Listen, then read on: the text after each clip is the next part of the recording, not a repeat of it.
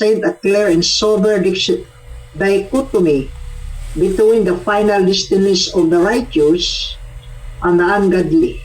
These studies seek to explore this biblical teaching from both theological and dispensational framework, with scripture citation of primarily from the King James Version.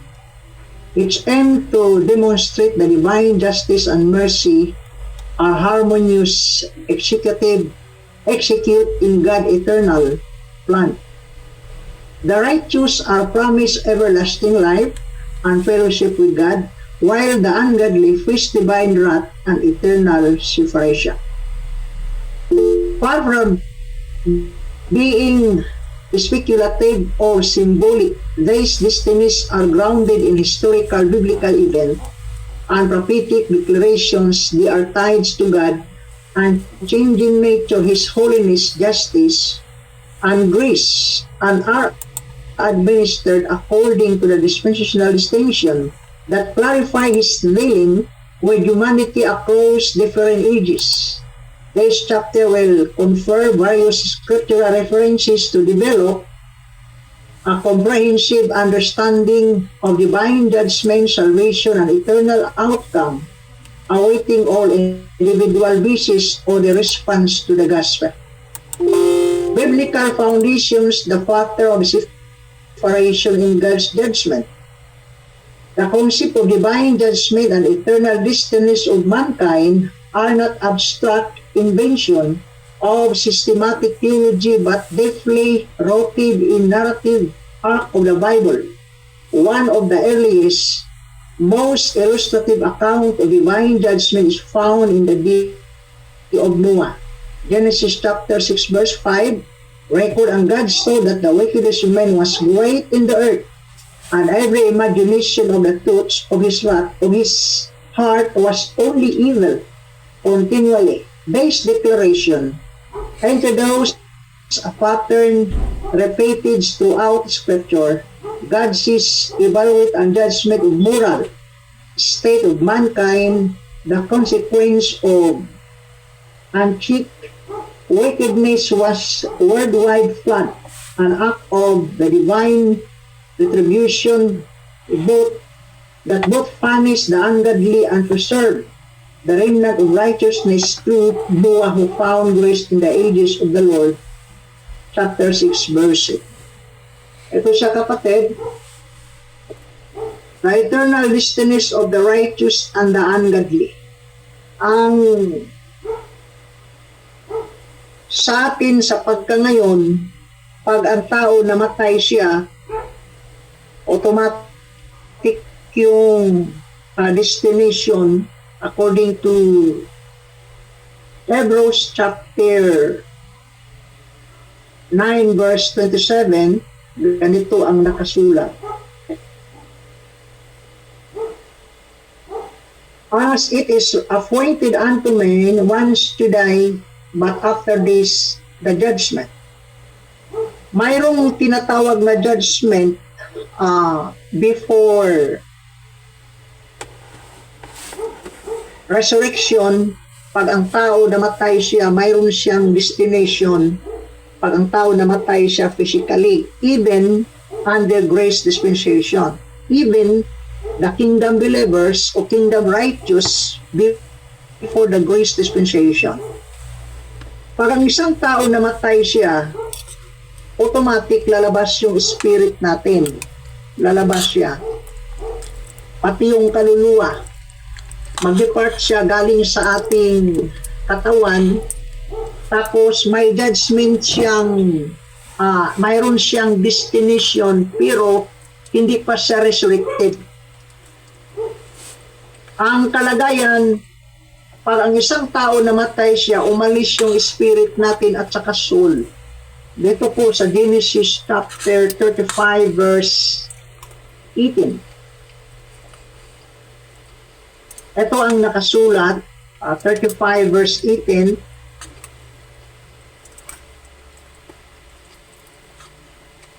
Genesis, from Dalila. Genesis chapter 35. And then verse 18.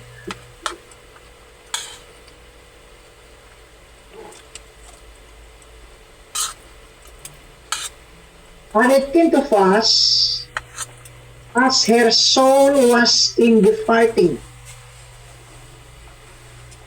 or she died, she called his name Benoni, but his father called his Benjamin. Yung namatay si Rachel, at it came to pass as her soul was departed. Pag ang isang tao, pag namatay siya, umalis yung soul natin. At hindi lang soul, kasali na yung spirit. Dito, chapter 35, tuloy lang natin sa 29. Arise, it give up the ghost, and died. Pag ang isang tao namatay siya, lumabas yung soul at saka yung spirit, at saka yung katawan, ililibing doon sa lupa, balik sa lupa. Pero hindi pa siya eternally ang kanyang destination kasi bubuhayin pa siya ulit. Pag namatay ang tao tapos ligtas siya, ang kanyang kaligayan, yung spirito diretso yan doon sa taas, doon sa Panginoon. Habang yung body natin babalik sa lupa.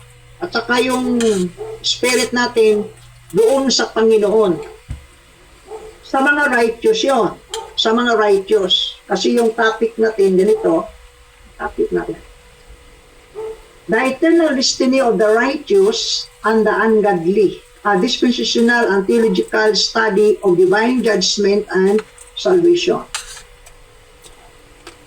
Pag namatay ang tao, under grace dispensation, pagligtas siya, believers, ang ating espiritu diretso doon sa tirahan ng Diyos. Chapter 5 in the book of 1 Corinthians, mag-start tayo sa verse 2 Corinthians chapter 5 verse 6. Therefore, we are always confident knowing that whilst we are at home in the body, we are absent from the Lord. Verse 7, for we walk by faith, not by sight, and we are confident, I see unwilling, rather to absent from the body, and to be present with the Lord. Pag namatay ang isang believers under grace dispensation, ang spirit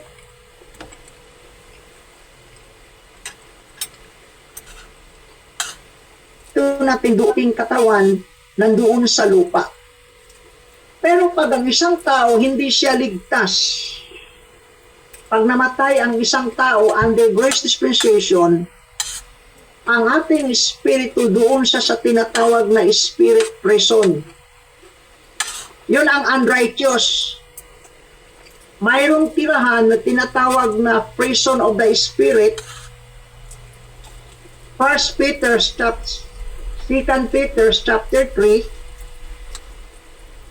1 Peter chapter 3 rather verse 18, for Christ also hath once suffered for sins, the just for the unjust, that he might bring us to God, being put to death in the flesh, but quickened by the Spirit, by which also he went and preached into the spirit in prison, which sometime were disobedient, when once the long suffering of God waited in the day of Noah.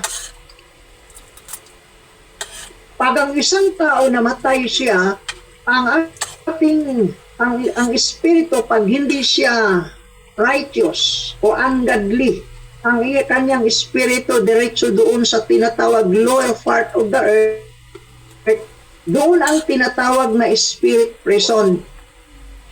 While kung righteous siya, kung ligtas, diretso doon sa tirahan ng Diyos. The same status sa kingdom believers.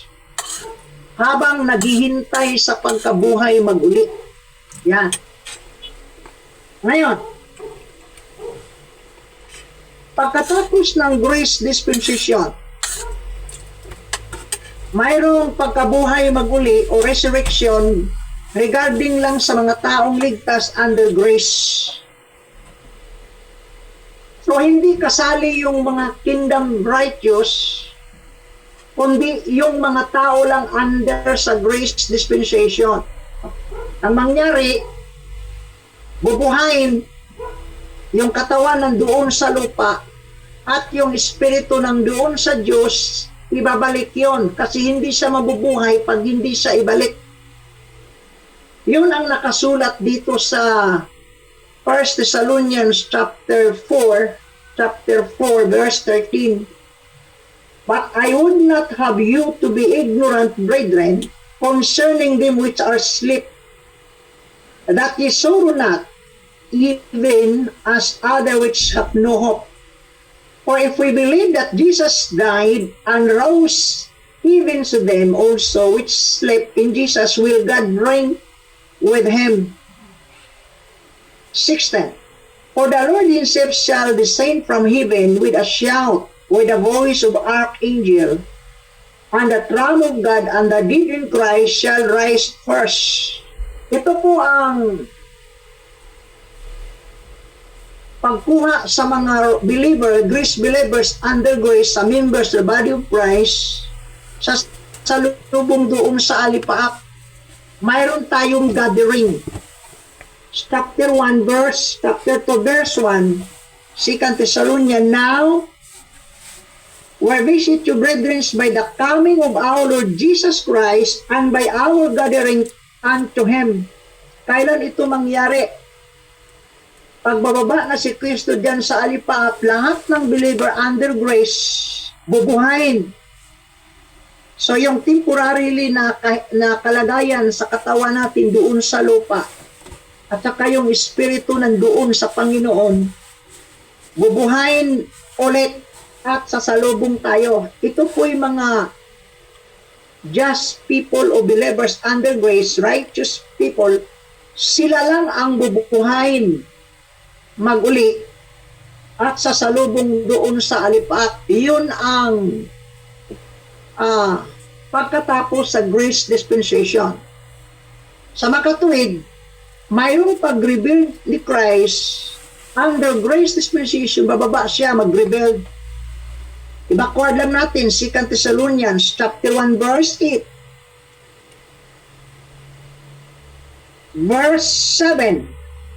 Unto you who are troubled, rest with us, as when the Lord Jesus shall be revealed from heaven.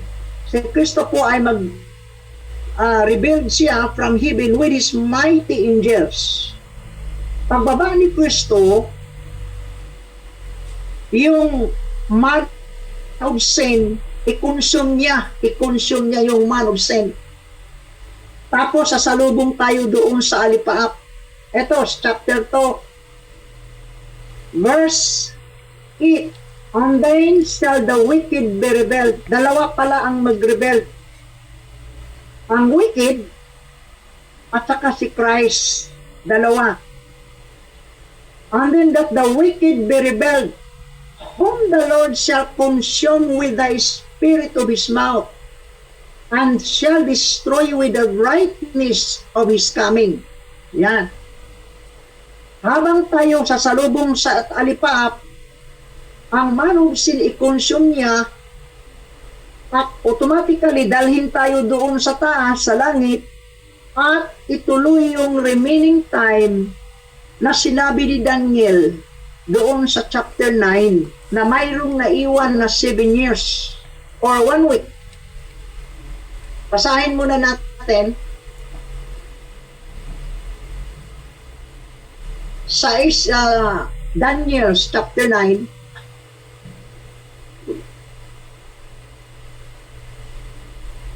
Ito ang Daniel chapter 9. Mag-umpisa tayo sa verse 24.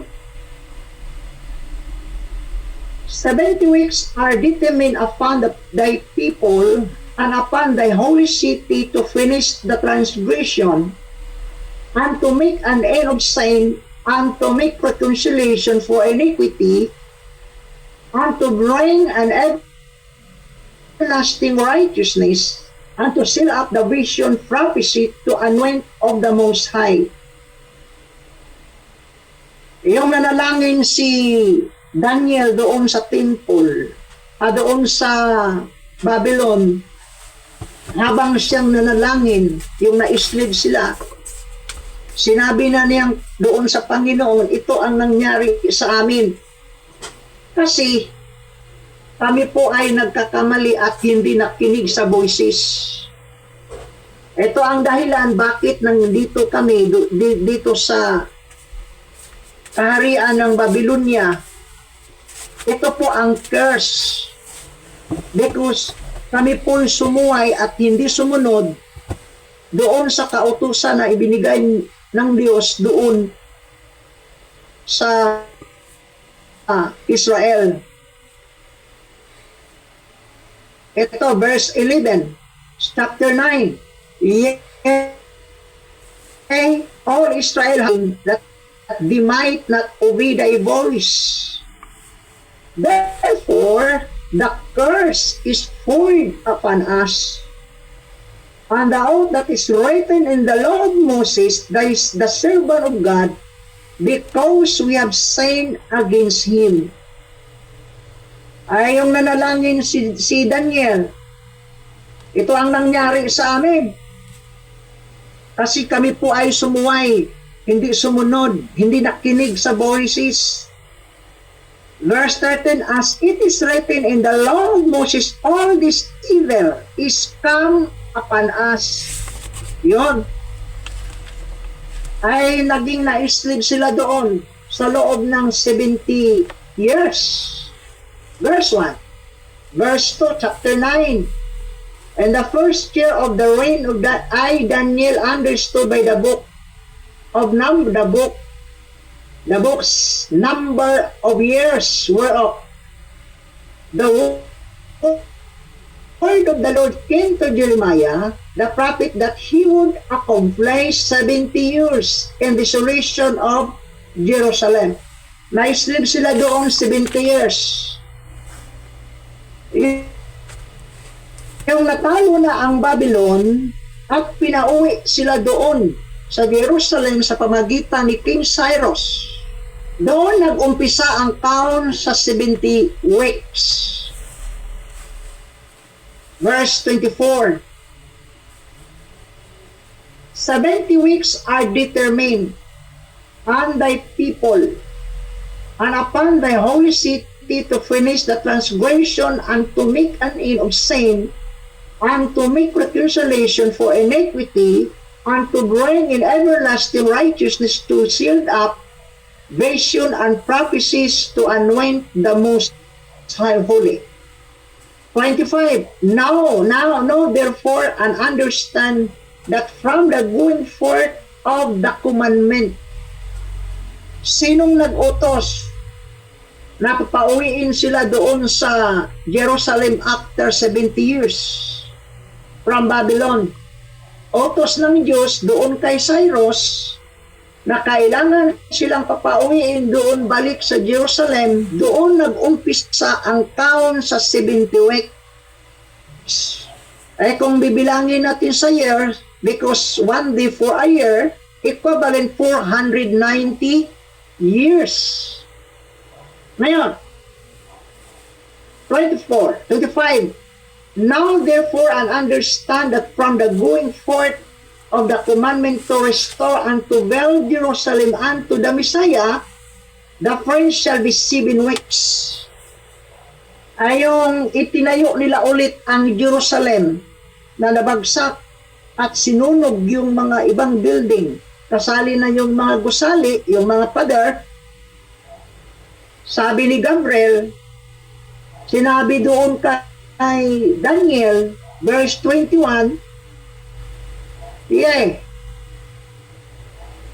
whilst I was speaking in prayer, even the man Gabriel, whom I had seen in the vision, at the beginning being caused to fly swiftly, touched me about the time of the evening oblation.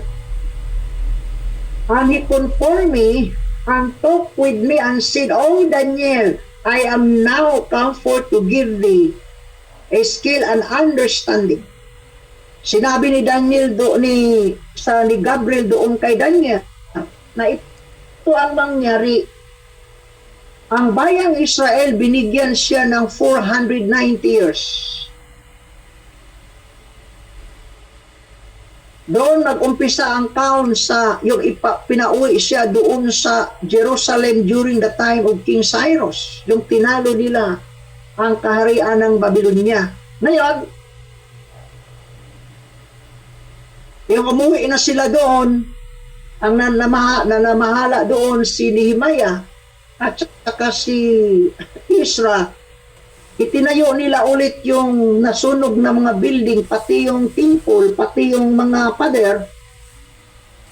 Natapos siya sa loob ng 1 linggo, 7 linggo, equivalent 7 weeks. Now therefore, and understand from the going forth of the commandments to restore and to build Jerusalem unto the Messiah, the prince shall be 7 weeks. Kung 7 times 7, 49 years. Bago natapos yung temple, yung mga building at yung mga pader. 49 years. Ang tagal. Ngayon, galing sa natapos, yung pagkatapos, yung itinayo yung Jerusalem, para sa Messiah, mayroon naman. And 62 weeks, thy street shall be built again, and the wall, even the troublous time. And after 62 weeks, Messiah shall be cut off. Mayroon naman siyang 62 weeks. 62 times 7, ilan ba? 434. 83. 83. No. 34. 62 times 7. So, 434 years plus yung 49 ay yung pagtayo plus 49 equals 483. Yung ipinako si Kristo doon sa cross ay na-fulfill na yung 483 equivalent 69 weeks. Doon si Kristo napako sa cross. Ngayon,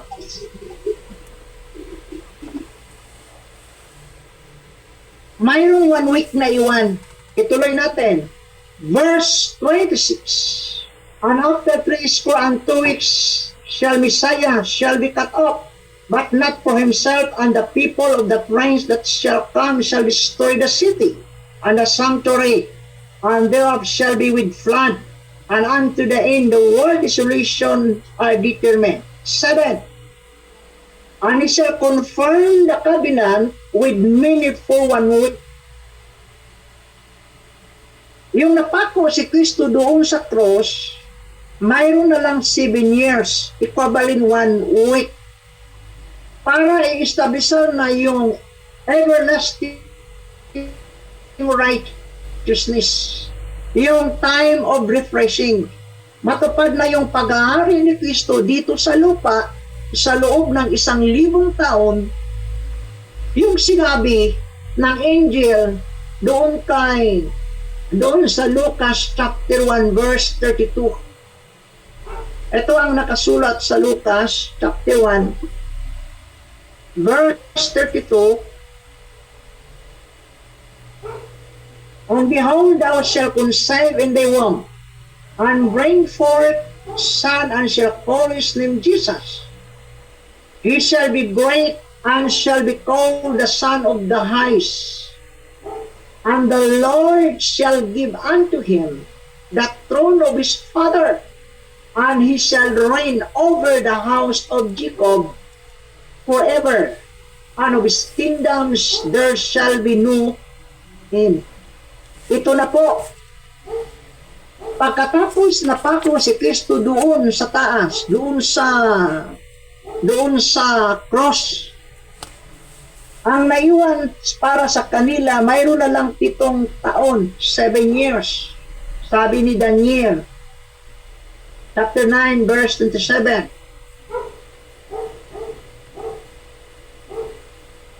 At maghahari na siya sa bayang Israel. Ito, Isaiah chapter 9. Isaiah chapter 9. And then, verse 6. Ito ang nakasulat. For unto us a child is born, unto us a son is given, and the government shall be upon his shoulder, and his name shall be called Wonderful, Counselor, the Mighty God, the Everlasting Father, the Prince of Peace. Of the increase of his government and peace there shall be no end upon the throne of David, and upon his kingdom, to order it and to establish it with judgment and with justice from henceforth even forever. Ito po ang katuparan kasi natupad na yung tapos na yung 483 years, 69 weeks, ang 7 weeks plus 62 weeks, equivalent 69 weeks, 483, 7 years na lang ang hinihintay sa Israel. Yun po, nagtanong ang mga apostoles bago umakyat, yung 11 disciples, bago umakyat si Kristo doon sa taas, nagtanungan sila, kailan ba ibalik ang kaharian ng Israel? Ito, sa verse 5, chapter 1 sa Acts, For John truly baptized with water, but we shall be baptized with the Holy Ghost not many days hence. When they therefore were come together, they asked of him, saying, Lord, will thou at this time restore against the kingdom to Israel? Ay nagtanong sila, bakit? Kasi ang mga Hudyo, ang pagkakaalam sa nakasulat doon sa Daniel, tapos na yung 69 weeks, 7 years na lang ang remaining, ang naiwan. Ay sabi ni Peter, yung nangaral siya chapter 3 sa verse 18, But those things which God before had shewn by mouth of all prophets, his prophets, that Christ should suffer, he hath before fulfilled. Repent ye therefore, and be converted, that your sins be blotted out, when the times of refreshing shall become from the prison of the Lord. And he shall send Jesus Christ, which before was preached unto you, whom the heathen must receive until the times of restitution of all things which God hath spoken by the mouth of his holy prophet since the world began. Alam nila, kahit si Peter, sabi niya, ay darating na ang time of refreshing. Kung titingnan natin doon sa record, sa Daniel, 7 years na lang ang naiwan kasi tapos na yung 483 years. 7 weeks, 62 weeks, equivalent 69 weeks, 483. Kung tapos na yung 483 years, mayroon na lang 7 years ang naiwan.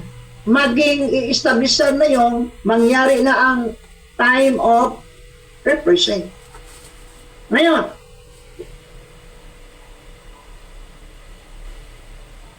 hindi na-fulfill.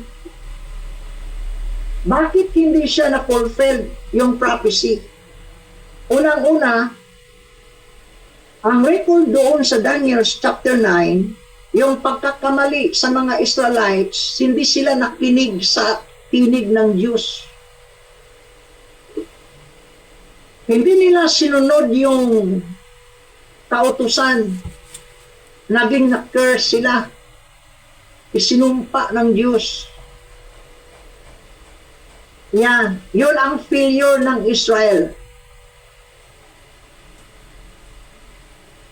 Chapter 9 sa Daniel.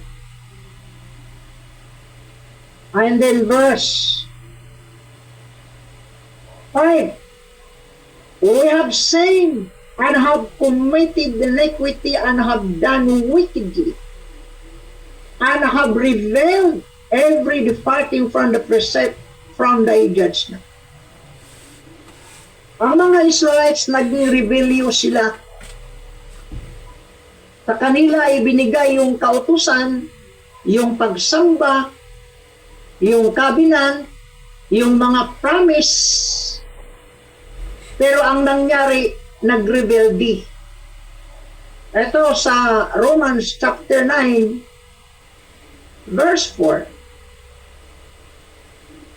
Romans chapter 9, verse 4, who are Israelites to whom pertaineth the adoption and the glory and the covenants and the giving of the law and the service of God and the promises.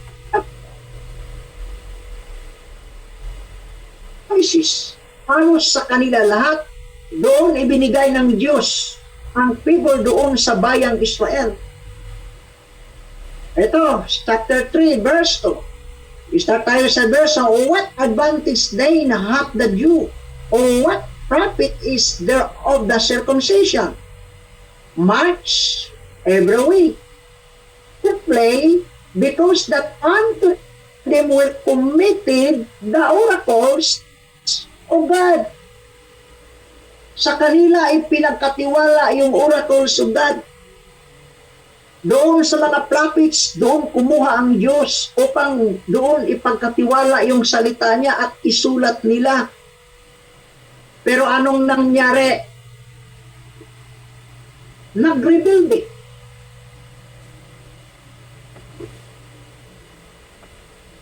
Verse 5, we have sinned and have committed iniquity and have done wickedly and have rebelled, even departing from the precept and from thy judgment.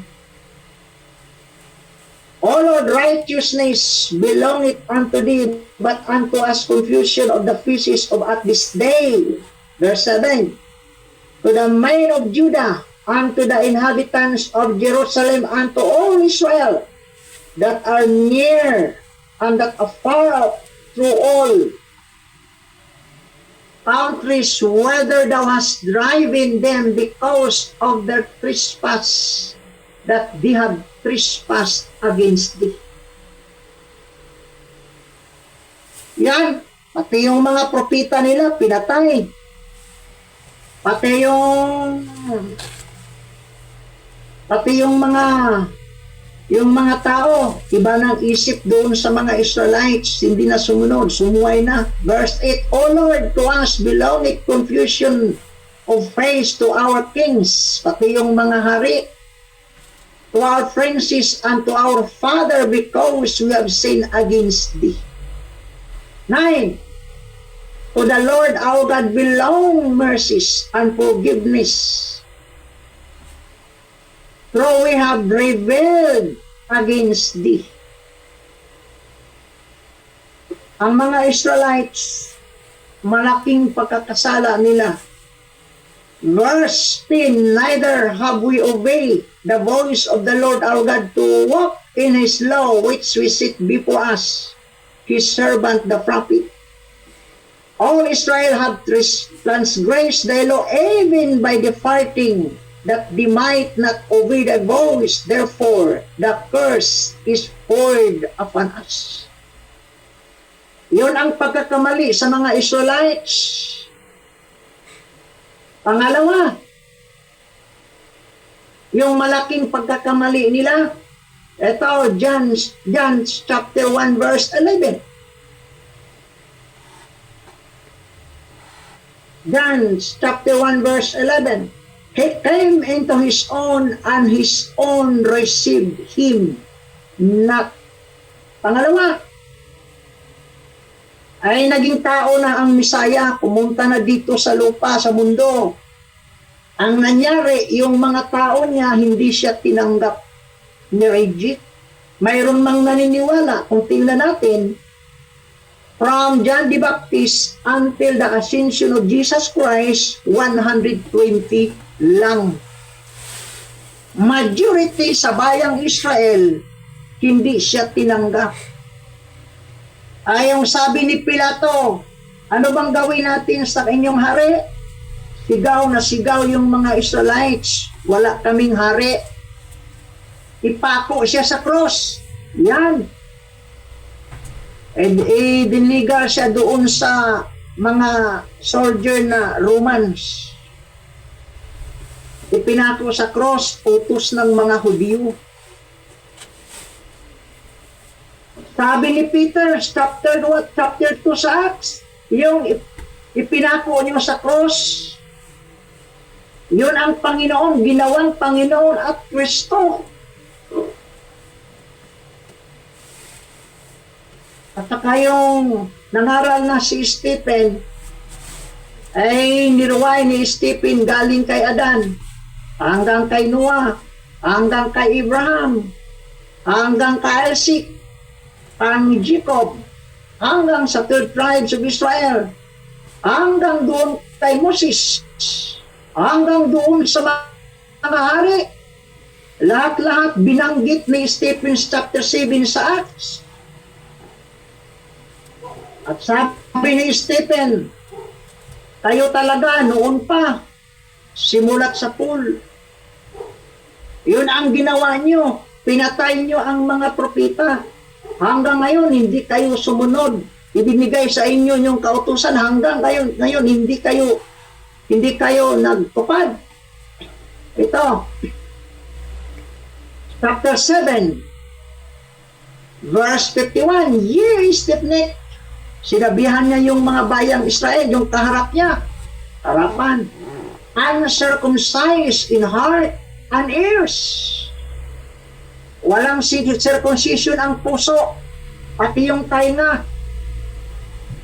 Mahilig kayo sa circumcision sa laman, pero yung puso, wala. Hanggang ngayon, matigas yung liig. Stiff-necked. Uncircumcised in heart and ears. You do always resist the Holy Ghost. As your fathers did, so do ye. Which of the prophets have not your father persecuted? And we have slain them which you before the coming of the just one, whom even now the betrayer and murderers. Grabing magsalita si Stephen. 33. Who have received the law by the dispensation of angels and have not kept it. Ayong narinig ito sa mga bayang Israel, galit na galit. Ang ginawa nila kay Stephen, ipinagbato hanggang siya namatay. Yun na ang pagkakamali ng Israel, yun po'y sin against the Holy Ghost. Verse 51, ye stiff-necked and uncircumcised in heart and ears, ye do always resist the Holy Ghost. Yung ipinapinatay nila si Stephen, doon sila sa espiritu nagkakasala. 3. Una, doon sa Daniel chapter 9, binanggit ni Daniel na hindi kami nakinig sa buwisis nyo. Hindi kami sumunod, nagrebuilde. At sabi ni Stephen, wala namang isang tumupad. Whom have received the law by the dispensation of angels and have not kept it. Kahit si Kristo yung buhay pa si Kristo, ganun din. Sinabi ni Kristo doon sa harapan ng mga Hudyo, Di kayo sumunod. Mahilig kayo sa batas, pero kahit isa, hindi kayo sumunod. Ito, chapter 7, verse 19, the book of John. Did not Moses give you the law? And yet not of you keep it the law? Wala man lang isang sumunod sa inyo. Pretender, hypocrite, sabi ni Kristo. Ang mali ng Israel, unang-una, hindi nila sunod ang batas. Pangalawa, hindi tinanggap yung Misaya. Pangatlo, nagkasala sila sa Espiritu. Yun po ang dahilan. Bakit yung 7 years na remaining para sa kanila hindi natupad? Pagdating sa chapter 9 in the book of Acts, tinawag si Apostol Pablo. Yan.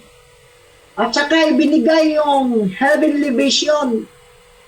Natanggap ni Pablo doon. Heavenly vision. Acts chapter 26 verse 19. Acts 26 verse 19. Delivering thee from thy people and from the Gentiles, unto whom now I sent thee, to open their eyes, and to turn them from darkness to light, and from the power of Satan unto God, hath they may receive forgiveness of sins, an inheritance among them which are sanctified by faith that is in me. Whereupon, O King Agrippa, was not disobedient unto the heavenly vision. Ang 12 apostles, naging disciples sila, naging apostoles. Lahat ng mga aral itinuturo ni Kristo para sa kanila, para sa bayang Israel. Pero dito sila sa lupa, naging estudyante.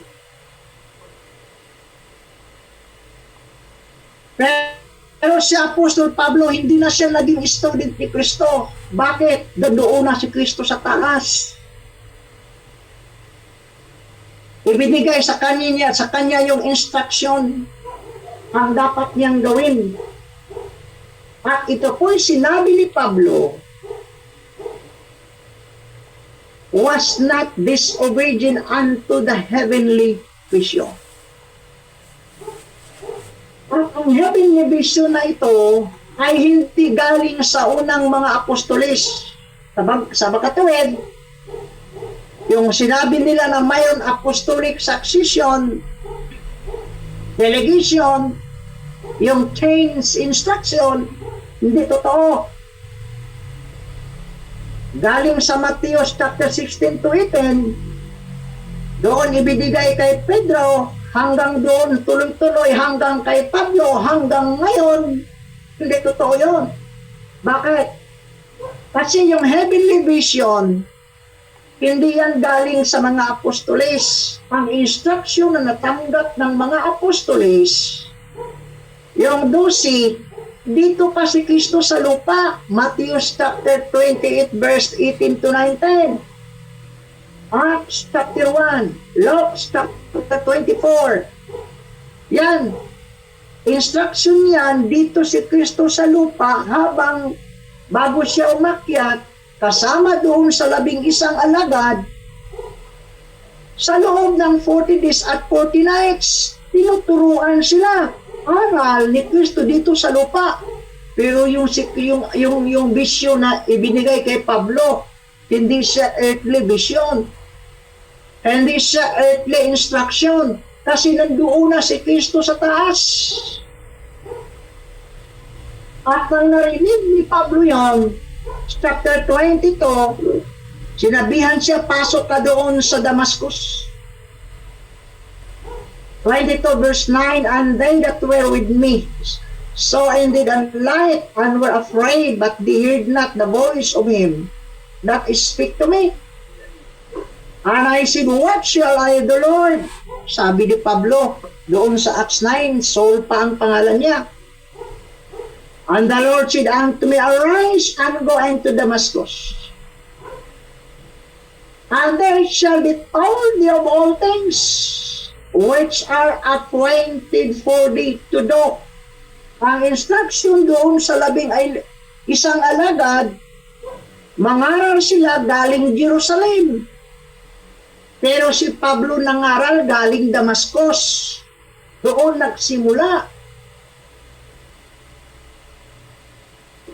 Galing Damascus, arise go into Damascus, and thou shall be told thee of all things. Natanggap ni Pablo yon, hindi galing sa unang mga alagad. Directly, galing kay Kristo, doon na si Kristo sa langit, and therefore, tinawag siyang heavenly vision, hindi earthly. Verse 1, Galatians, verse 1, chapter 1, for an apostle not of men, hindi na tao si Kristo dito, neither by man, but by Jesus Christ, and God the Father who raised him from the dead. 11. But I certify you, brethren, that the gospel which was preached of me is not after me. Hindi na tao si Kristo. Yung tinanggap ni Apostol Pablo yung instruction, hindi na tao si Kristo. For I neither receive it of me. Na, mas lalo nang hindi niya natanggap galing kay Pedro. Okay, sa makatuwid, walang change of instruction. Hindi totoo yung sinabi na galing sa Matthew 16:18, doon kay Pedro ang susi, hanggang doon kay Pablo, hanggang sa mga pastor, hanggang ngayon. Hanggang doon sa mga pope, sa mga priest, mali. Bakit? Kasi ang message na natanggap ni Pablo, doon sa Damascus, doon siya nag-umpisan ng aral. Hindi sa Jerusalem. Yung pumunta siya sa Jerusalem, dala niya ang gospel, yung heavenly vision, hindi galing kay Peter. O dyan. Ngayon, for I neither received it of men, neither was I taught it by the revelation of Jesus Christ. Tanggap niya galing kay Kristo. Yan, nangaral siya. Ay, yung nangaral siya, ito, verse 17, neither went out up to Jerusalem, to them which were apostles before me, but I went into Arabia, and returned again into Damascus. After 3 years, I went up to Jerusalem. Oh, ibang instruction. Yan. Ngayon, doon ipinahayag ni Kristo doon kay Pablo yung mga aral na dapat sundin ngayon, ibinigay ni Kristo doon kay Apostol Pablo. Yun pala ang reason bakit hindi natuloy yung 7 years. Ito, Romans chapter 16. Verse 25. Now to him that is power to establish you according to my gospel. 1. Ang grace believers ma-establish siya pag alam natin yung gospel. And the preaching of Jesus Christ according to the revelation of the mystery which was kept secret since the world began. Oh, ang believers under grace, kailangan alam natin yung tamang gospel para ngayon. Pangalawa, alam natin yung mystery na nireveal na ngayon. Pangatlo, but now is made manifest by the scripture of the prophets, according to the commandment of everlasting God. Pangatlo, alam natin yung scripture na isinusulat ng mga prophets. Yun ang sabi ni Apostol Pablo, all scripture is given by inspiration of God and is profitable for doctrine, for reproof, for correction, for instruction, and righteousness, that the man of God may be perfect, truly furnished into all good works. Ang mga mananampalataya under grace dispensation alam natin yung mystery program, pero ignorante tayo doon sa mga sinulat sa mga propeta, wala. Paano tayo ma-establish dyan? Alam natin yung mystery, alam natin yung mga sinulat sa mga prophets, pero hindi natin alam yung tamang gospel paliwanag, wala rin.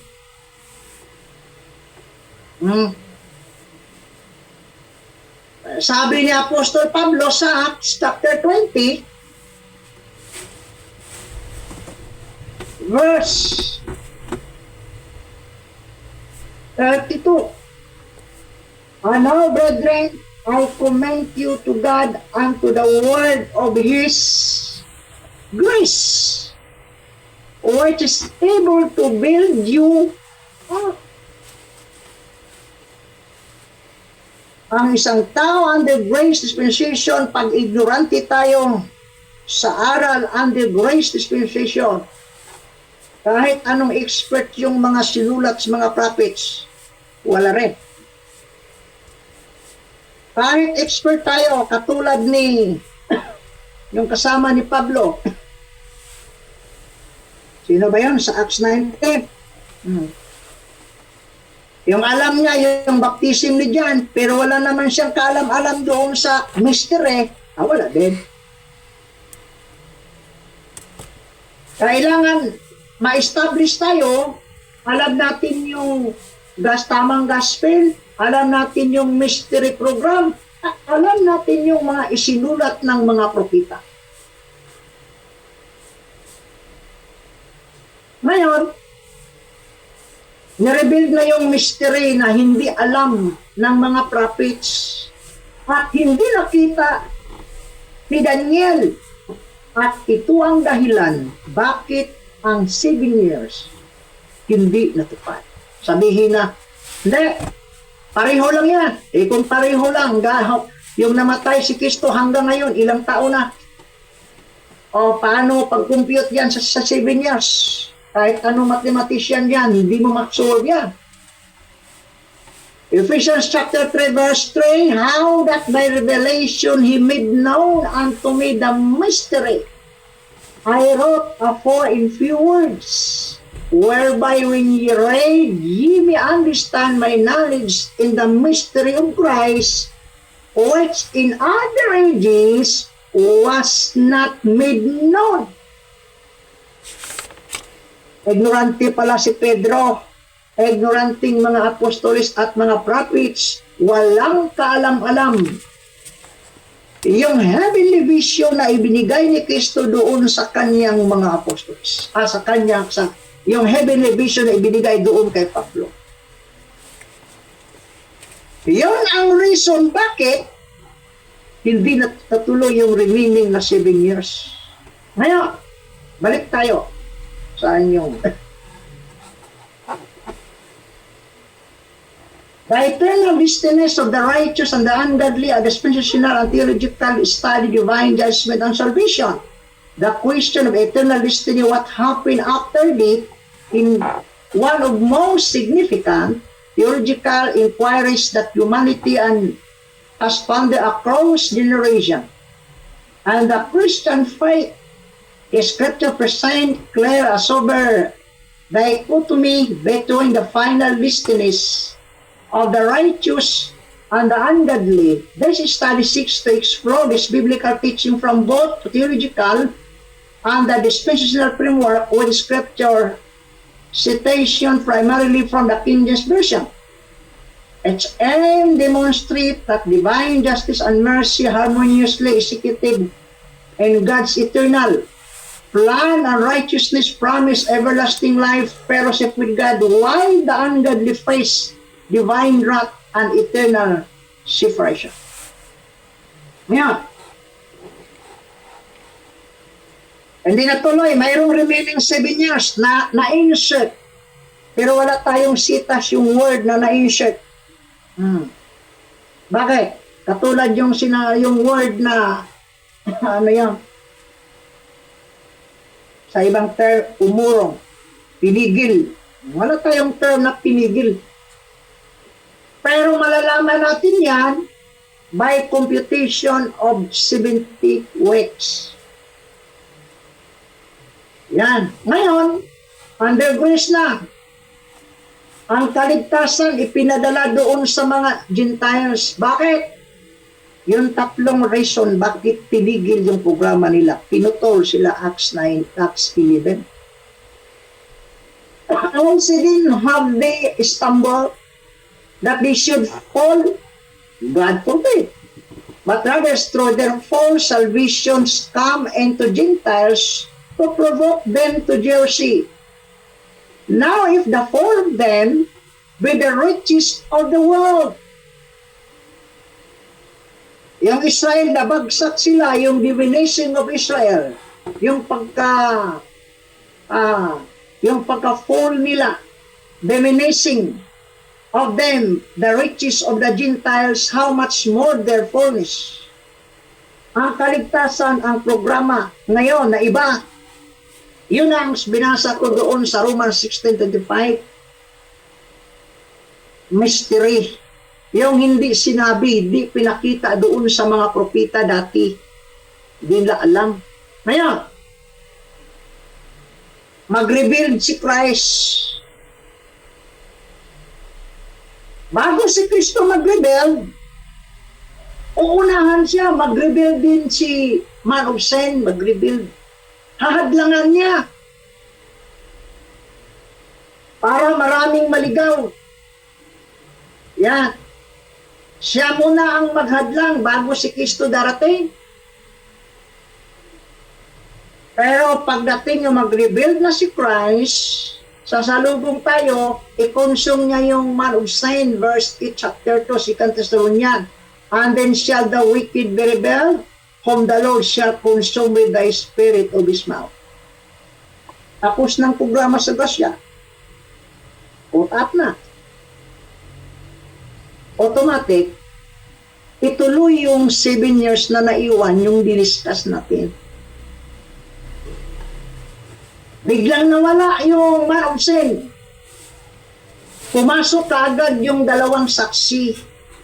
I-start kaagad yung programa sa first 3.5 years, 1,260 days. Ang ibig kong sabihin, ito palang 7 taon hatiin sa dalawa. Ang una, 40 and 2 months, ang mag-ministry, yung dalawang saksi, at saka yung 6 na angels, may 6 na trumpets. Magkasama sila doon. Yan, pahihirapan yung hindi nadala sa kutap, i-torment. Yan. Ito, sa chapter 11, Revelation. Yung namatay yung dalawang saksi, natuwa yung mga tao sa lupa. Verse 10, and they that dwell upon the earth shall rejoice over them. Natuwa yung mga tao sa lupa. And make merry and shall send gift one to another, because these 2 prophets tormented them that dwell on the earth. Kung babasahin natin ang chapter 7, chapter 8, sa Revelation, itong 6 na angels, kasama sa dalawang saksi, sila ang mag-torment dito sa lupa. Umpisa na ang Great Tribulation. Sabi ng iba, wala pang Great Tribulation. Anong wala? Umpisa na. Paano itong chapter 7? Atake na yung mga angels dito. Chapter 8, mayroon din. Chapter 9, mayroon din. Yan. Ito, chapter 9, verse 5. Unto them it was given that they should not kill them, but they should be tormented 5 months. And their torment was the torment of a scorpion when he striketh a man. Ngayon, pahihirapan nyo mag-atake dito sa lupa. Yung hindi nadala sa cut-up, start na kaagad yung 1,260 days, equivalent 3.5 years, 40 and 2 months. Ito. 11. And there was given me a real light unto a rod. The angel stood saying, Rise and measure the temple of God and the altar and them that worship therein. But the court which is without the temple, leave out the measure it for not, for it is given unto the Gentiles, and the holy city shall be trade underfoot 40 and 2 months. And I will give power unto my two witnesses, and they shall prophesy to 1,203 score days. Ang 1,260 days equivalent 40 and 2 months, 3.5 years. Magpapahirap doon sa mga taong hindi nadala sa cut-up, ayaw naniniwala sa mabuting balita sa kagandahang loob ng Diyos, pahihirapan. Sino magpapahirap? Yung dalawang propeta na dalawang witnesses kasama ang 6 na mga angels na mayroong mga trumpita. Yan. Ngayon, pagkatapos ng 40 and 2 months o 1,200 to 1,260 days, lalabas yung man of sin sa bottomless pit.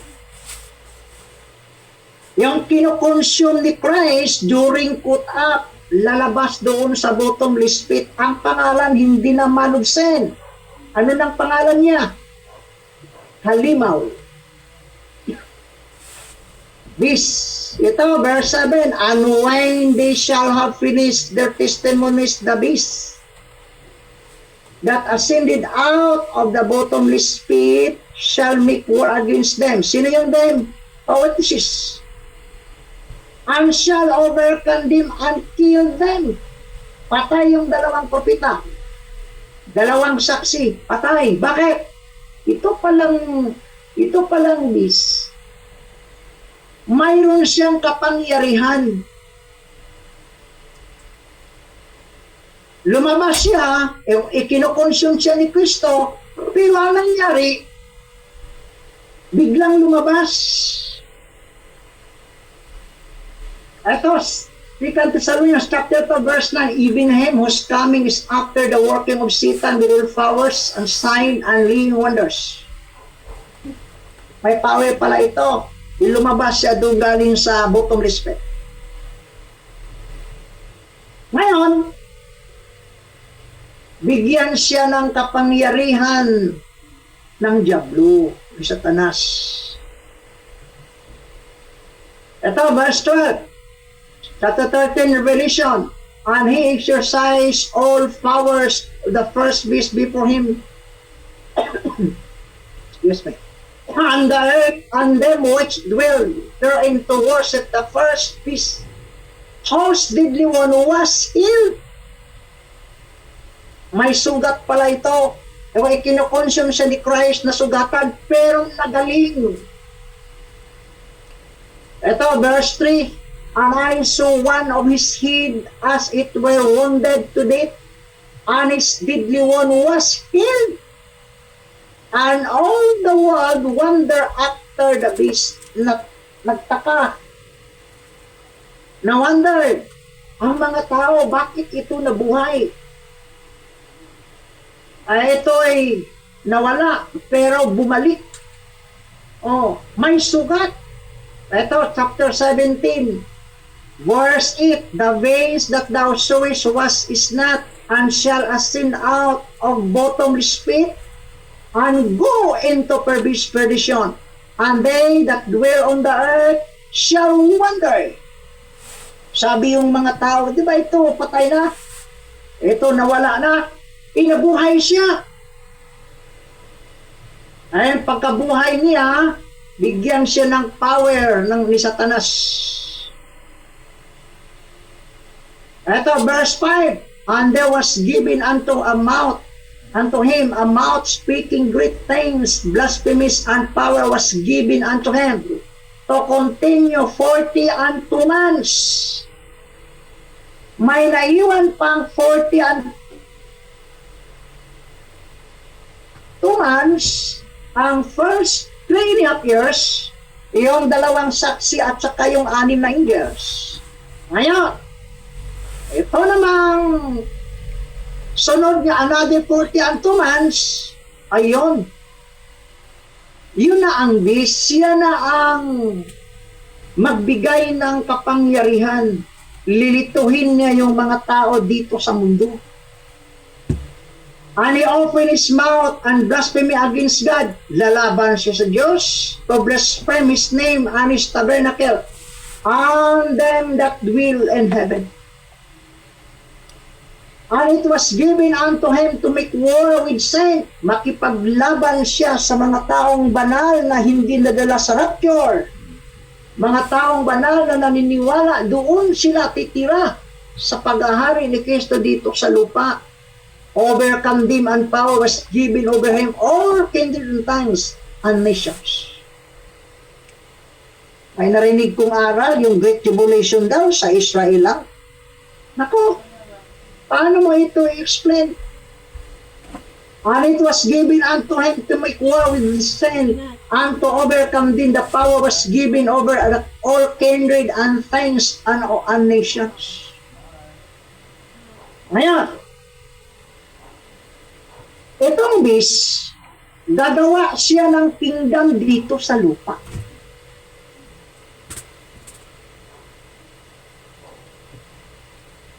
Ito, chapter 16. Pero yung magawa siya ng kaharian, may naiwan na 220 days, 20 years na iwan. Bago matapos yung 42 and 2 months, nahahawakan sa beast, may remaining time na 220 days, i-poured out ng Diyos ang kanyang wrath. Wawasakin yung kingdom sa beast. Ito, chapter 16, verse 10. And the fifth angel poured out his vials upon the seat of the beast, and his kingdom was full of darkness, and they gnawed their tongues for pain. Ang God's wrath pala, mangyari siya sa loob ng 220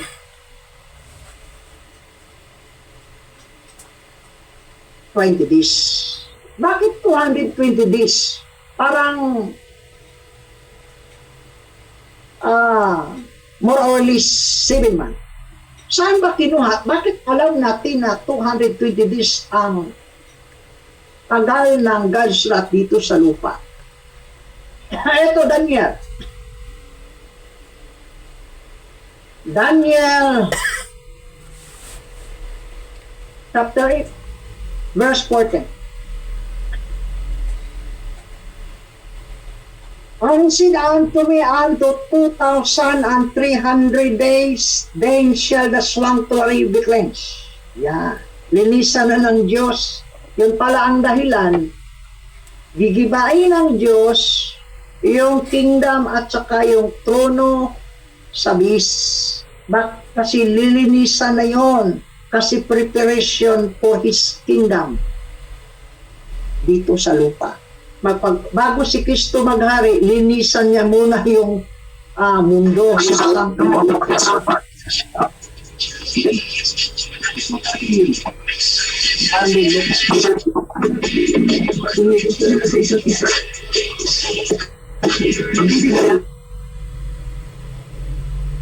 Saan ko kinuha yung 220 days? Yung God's wrath, yung paglinis sa sanctuary, pag-iba ng kingdom ni sa beast. Ito, sundan nyo lang. 1,260 days,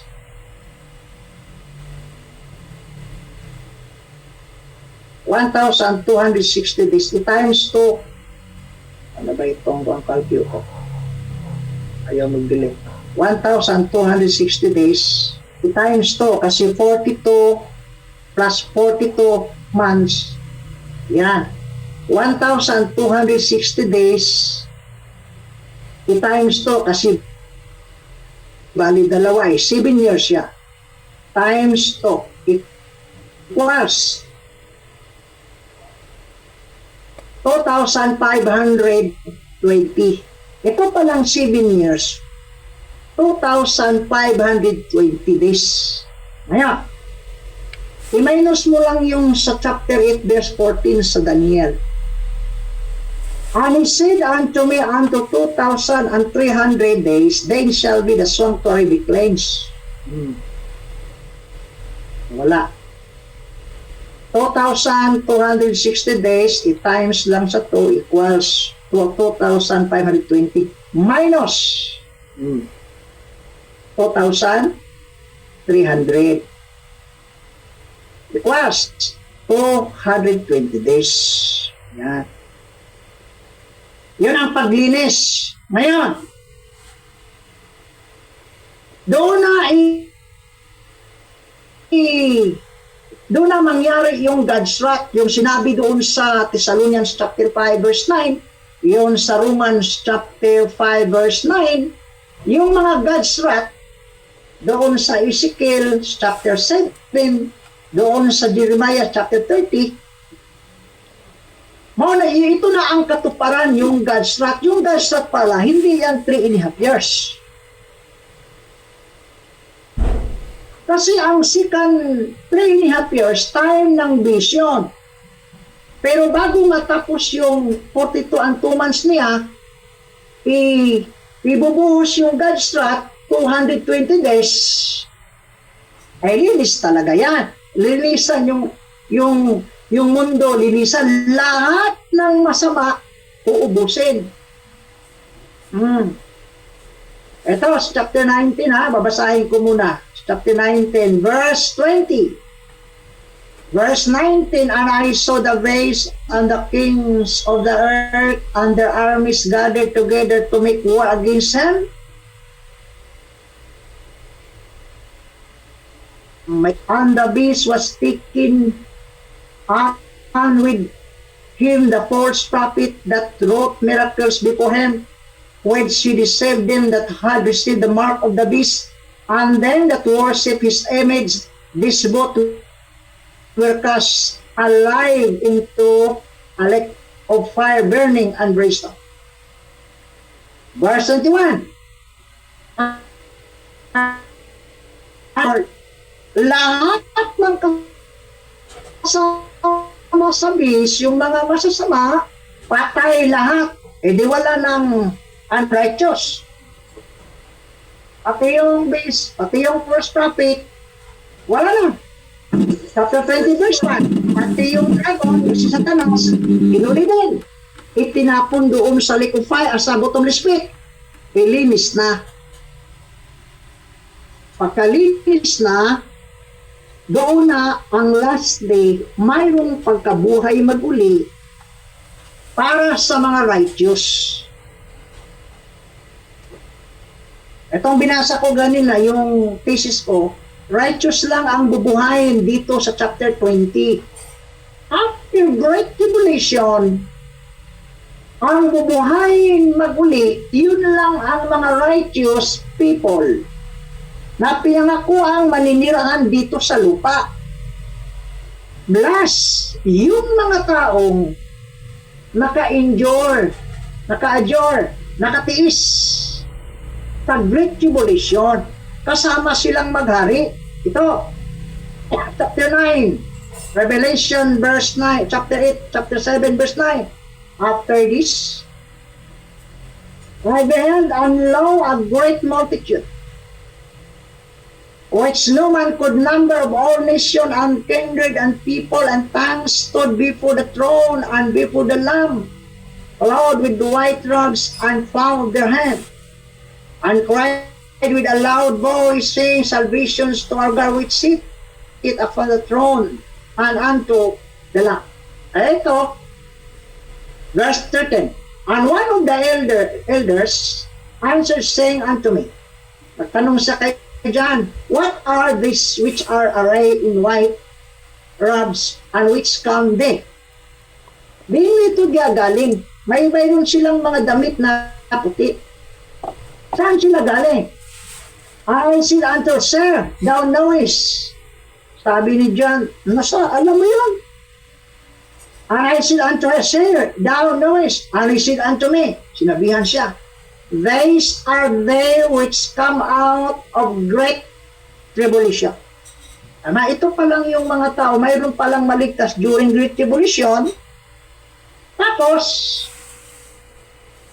bubuhayin sila dito sa chapter 20, verse 4. Ito naman, na pag-judge, pagkabuhay maguli, magkaiba ito during put up yung didiscuss natin ganina doon sa Thessalonians chapter 4. Dito mga righteous, ay doon sa Thessalonians, ang tawag nila believers. Under grace, believers ang gamit ni Pablo. Saint o believers. Ay sa kingdom sin tawag sa kanila righteous. Patayo sila, bubuhayin sila, kasama silang maghari kay Kristo sa loob ng 1,000 taon. Walang unrighteous na binuhay mag-uli. Katulad din during cut up, wala ding mga unrighteous o unbeliever na bubuhay mag-uli. Puro lang lahat believers. During after great tribulation, last day, bubuhayin din. Mga righteous lang. And after that, after 1,000 years, gugunawin ang mundo. Lahat ng nakikita, mabamiss away. Tapos, mayroon namang bagong lupa at bagong langit, at saka wala na yung dagat. Chapter 21, verse 1, I saw a new heaven and new earth, for the first heaven and the first earth were passed away, and there was no more sea. Wala nang dagat. Mayroon namang tinatawag na Great White Throne Judgment. Ubuhayin lahat ng mga unrighteous, mga unbeliever, mga hindi ligtas, bubuhayin, harap sila sa tronong maputi. Great White Throne. Mayroong judgment. At yung mga taong hindi naka-undergo sa judgment during 1,000 years na mga righteous, tatayo sila doon sa Great White Throne Judgment. Mayroon silang haharap sila doon pagkatapos mayroong 3 aklat. Bakit 3? 2 yung Book of Works.